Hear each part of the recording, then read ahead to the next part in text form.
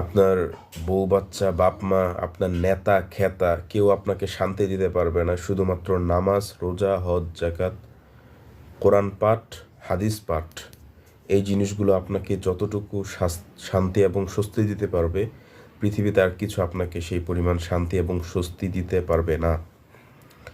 তাই মনে রাখতে হবে, নেতার গোলামি বাদ দেন। আপনি যেই দলেরই হন না কেন, নেতার গোলামি বাদ দিয়ে কোরআন হাদিসের দিকে আসেন।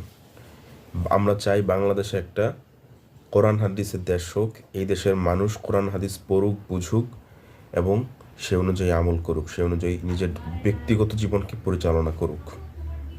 এর বেশি আর কিছু বলতে চাই না। কোরআন হাদিসের বিকল্প কিছু নেই। আপনার জীবনের যত সমস্যা, যত প্রবলেমস, যত অশান্তি, যত মেন্টাল ডিপ্রেশন, হতাশা, সব কিছুর একটাই ওষুধ, নামাজ।